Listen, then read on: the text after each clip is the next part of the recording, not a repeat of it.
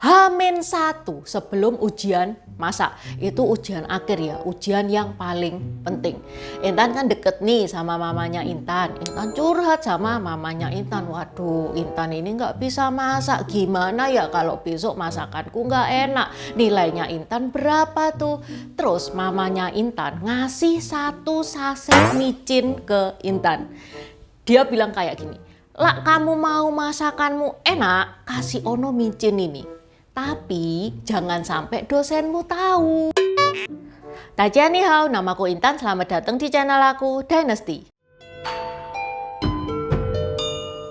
Buat teman-teman yang mau membantu channel ini supaya channel ini bisa lebih baik lagi, bisa lebih maju lagi, teman-teman bisa membantu via Saweria atau PayPal yang linknya Intan taruh di deskripsi.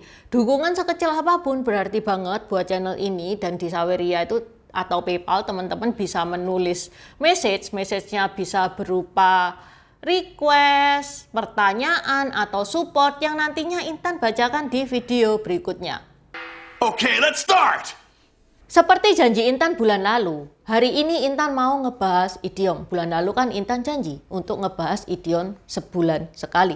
Idiom yang Intan bahas hari ini adalah hua shi tian su, di mana hua adalah menggambar, shi adalah ular, tian itu menambahkan, dan cu adalah kaki.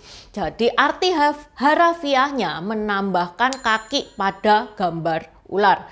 Maksudnya kayak gimana? Ada cerita di balik idiom hua shi tian cu. Background cerita idiom hua shi tian cu adalah pada masa zaman berperang. Itu tahun 426 sampai 221 sebelum Masehi. Pada saat China belum bersatu, pada saat China menjadi 7 negara bagian, belum dipersatukan sama orang ini nih, belum dipersatukan sama Qin Shi Huang. Teman-teman kalau suka kaosnya Intan, tunggu tanggal 1 ya, kaos ini. Dari 7 negara bagian tersebut, ada negara yaitu negara Chu. Di negara Chu itu hidup satu keluarga. Pada suatu hari, suatu keluarga itu kepengen melakukan ritual penghormatan. Dia manggil 3 orang pria untuk membantu dia. 3 orang pria itu bekerja dengan sungguh-sungguh. Keluarga itu suka banget sama kinerja 3 pria tersebut. Sebagai rasa terima kasihnya, setelah ritual penghormatan leluhur itu selesai, keluarga tersebut ngasih 1 bejana arak kepada 3 pria tersebut. Masalahnya arak tersebut gak cukup untuk diminum 3 orang, gak cukup. Arak tersebut itu cuman punya porsi 1 orang. Salah satu dari mereka itu ngide, gimana kalau kita itu gambar ular di tanah? Siapa yang paling cepat jadi ular, ya dia yang menang. Mereka bertiga setuju. Supaya lebih gampang, Intan bilang Bapak A, Bapak B, dan Bapak C. Oke? 1, 2, 3, menggambar dimulai. Bapak A, Bapak B, Bapak C menggambar ular cepet-cepetan di tanah. Bapak A selesai duluan, happy dong, hore, aku sudah kelar, arak jadi punyaku.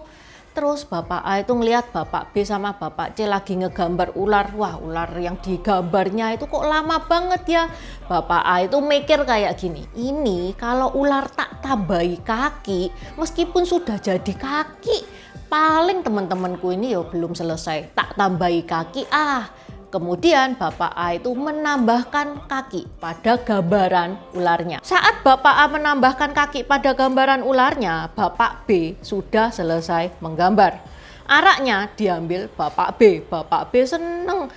Aku selesai duluan nih, aku menang. Bapak A nggak terima. Loh enggak toh, aku yang menang. Aku sudah selesai gambar ular dari tadi. Saking ini loh ularnya tak tambahi kaki. Dibales sama Bapak B.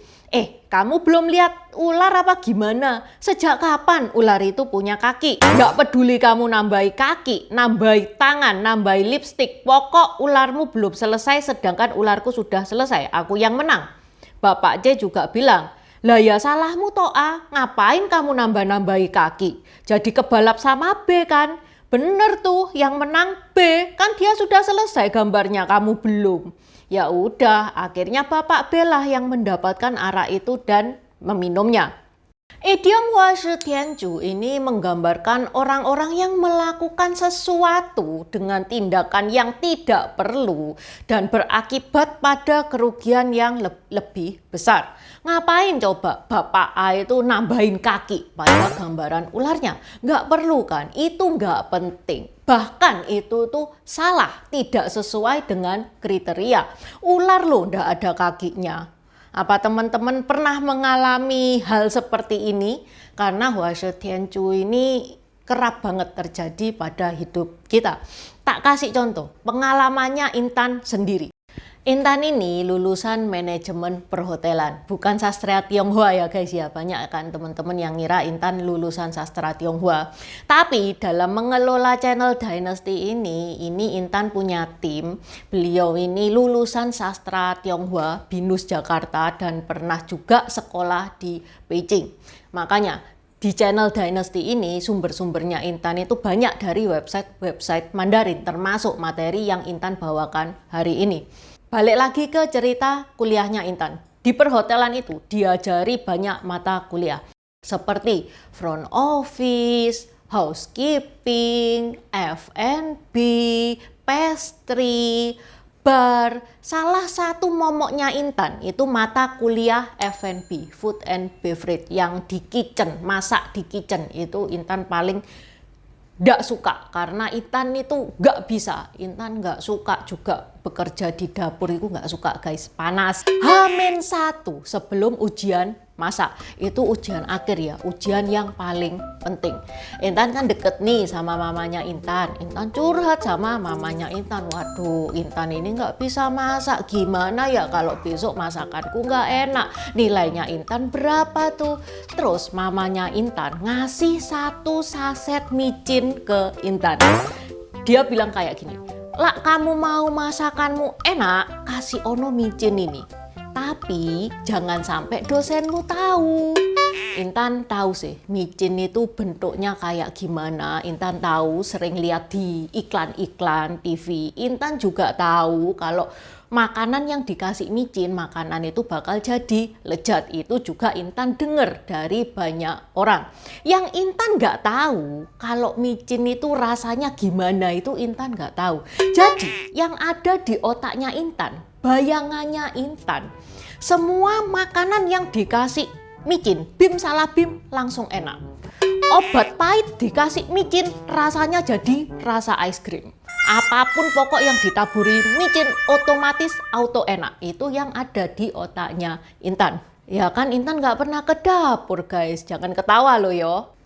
Pas ujian F&B, Intan kedapetan suruh masak beef roll kayak galantin gitu ya. Mestinya Intan itu sudah hafal resepnya, cara buatnya, langkah-langkahnya itu sudah hafal. Sudah tak coba juga rasane, oke rasane itu pas. Terus diem-diem pas gurunya Intan itu nggak ngeliat, Intan langsung ngambil micin, 1 saset micin langsung tak cemplungin semua di adonan daging tersebut. Bayang no yo guys ya, adonan yang rasanya sudah pas tak kasih micin 1 saset, tak cemplung no semuanya.